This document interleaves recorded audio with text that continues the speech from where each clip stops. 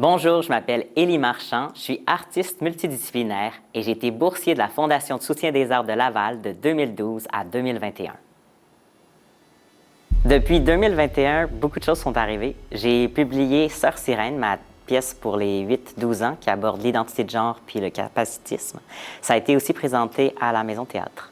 Ensuite, j'ai présenté Racine, qui est un spectacle, celui-là pour la toute petite enfance, à partir de 18 mois, en France et au Québec.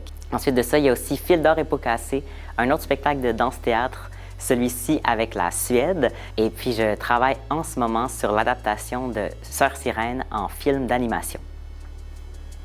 Quand je développe un nouveau spectacle, il y a 3 choses que j'essaie de garder en tête. En fait, il y a des thèmes de prédilection qui sont presque toujours là dans mes spectacles.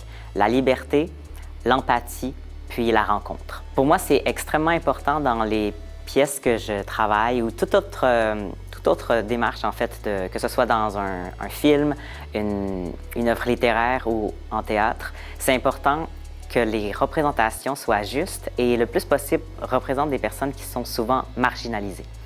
Pourquoi c'est important pour moi? C'est parce qu'il n'y a pas beaucoup de représentation de ces personnes-là. Et puis j'ai envie de mettre au cœur de mes projets des personnes qu'on entend peu, qu'on voit peu et qu'on développe de l'empathie par rapport à ce que ces personnes-là vivent. J'ai eu la chance d'être mentorée par Claude Paiement suite à la Fondation de soutien des arts de Laval, sur laquelle il était jury. Il m'a accompagnée dans mes premières demandes de subvention. Ça a été vraiment un mentor pour moi parce qu'il a pris le temps en fait, de m'accompagner dans toutes les sphères du métier. Donc oui, la création, mais aussi comment faire une demande de subvention, quelle porte aller cogner, comment s'organiser aussi. Il y a un conseil que je garde de lui qui est vraiment encore présent pour moi. Il m'a dit un jour, c'est vraiment rassurant de s'appuyer sur l'administration et sur l'organisation quand on crée un projet parce que quand on arrive dans la création, il y a quelque chose qui est vertigineux. On a souvent peur, on ne sait pas où on s'en va. Donc, on se met à organiser. On organise notre travail, on organise notre temps. Et puis, il m'a dit, rappelle-toi dans ces moments-là, plonge. Arrête d'organiser, concentre-toi sur ce que tu as à dire, puis essaie. Essaie, puis après ça, tu réorganiseras ta pensée. J'ai un parcours qui est multidisciplinaire. En fait, j'ai été formée en musique, en théâtre et en littérature, ce qui me permet d'avoir plusieurs angles de porte d'entrée dans ma création. Parfois, ça commence par la littérature, d'autres fois, c'est par quelque chose de visuel, parfois, c'est par le son. Et donc, j'essaie dans chacun de mes projets d'avoir un focus sur ces 3 aspects-là. Et j'essaie, dans ma pratique, de les avoir toujours proches. Donc, par exemple, ici, j'ai le journal de création de Racine qui commençait avec et une idée visuelle et du texte. En fait, j'avais cette idée, cette fantaisie d'utiliser la bande vidéo. Je voulais absolument qu'il y ait de la bande vidéo, mais rapidement, le texte est arrivé. Ce que je trouve intéressant, c'est que dans mon processus, on voit, là, dès les premiers mois de création, 2019 déjà, on voit que j'essaie de dessiner un peu des plans, des choses en lien avec mon processus. Et il y a un peu des collages. Et il y a quelque chose qui m'a surpris. Attendez, je vais vous le retrouver. C'est à la fin du processus, en fait, le costume final est exactement comme un dessin que j'ai fait dans ma première semaine de résidence. Ah, le voilà. Alors, j'avais imaginé une espèce de monstre en vidéocassette. Et on a créé le costume à partir de cette image de 2020. Donc ça, c'est vraiment... ça m'a ému, en fait, quand j'ai revu cette image-là, de dire il y avait cette idée qui était là depuis le tout début, que j'ai oublié un peu par la suite. Et puis finalement, et dans le processus, dans le projet final, il y a ce costume. Sœur Sirène, la publication aux éditions de Romy Ménage. Je suis extrêmement contente de vous le présenter. C'est un livre qui est magnifique. Les éditions Romy Ménage, La Nef, a fait une collection superbe qui s'inspire des années 70 de la première collection. Et il y a une particularité, il y a un flipbook dedans. J'ai essayé de vous le montrer à la caméra.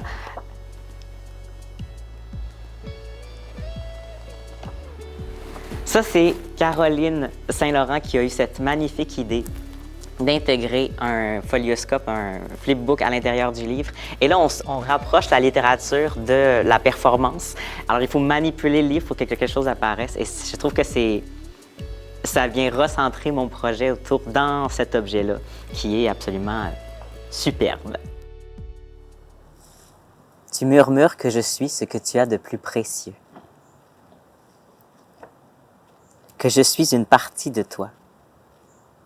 Tu me dis, tu es ma vie.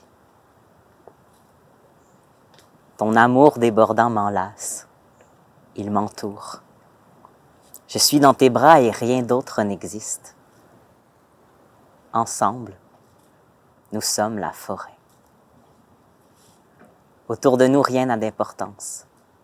Rien n'existe. Tu me dis, je suis tes racines. Tu me dis, nous avons les mêmes racines. Et pourtant, tu me parles sans cesse de l'ailleurs, de choses lointaines. Je pourrais écouter ton amour sans relâche, mais tu me parles de choses qui n'existent peut-être même pas.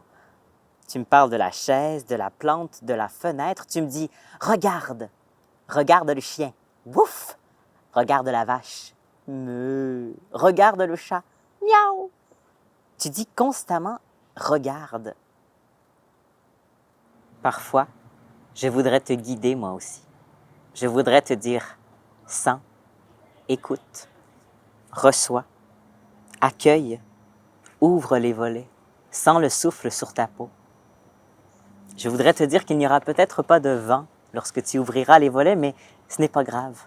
Seulement d'être là, à attendre que le vent vienne à toi, ce sera suffisant. Tu vois, moi aussi j'ai tant à t'apprendre. Mais ton corps contre le mien, ta peau contre la mienne, me donne envie de rester au chaud et d'apprécier ton souffle qui me berce. Je veux être ton refuge comme tu es le mien.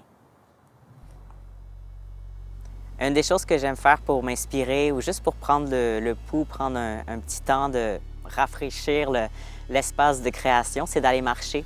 Aller dans la nature, moi, ça me fait du bien, ça me permet de décrocher ou juste de mettre les choses en place, en perspective. Une autre chose aussi que j'aime faire, c'est aller dans les musées ou juste voir des expositions, pas forcément dans les musées. L'art visuel, ça m'inspire beaucoup. Il y a des images qui me restent en tête, puis après, ça nourrit ma création d'autres spectacles sur lesquels je ne suis pas forcément en ce moment en train de travailler. J'ai été boursier pendant presque 10 ans à la Fondation du soutien des arts de Laval, donc on peut vraiment dire qu'ils m'ont aidé dans mon parcours scolaire. Outre le stress financier en moins, parce que quand même, c'est non négligeable. Donc, plein de contacts qui ont été faits aussi grâce à la Fondation du soutien des arts de Laval. Donc, Claude Paiement, mais Daniel Shelton aussi de la Société des arts littéraires de Laval qui m'a accompagné, qui m'a soutenu dans une publication, même dans la revue Brève.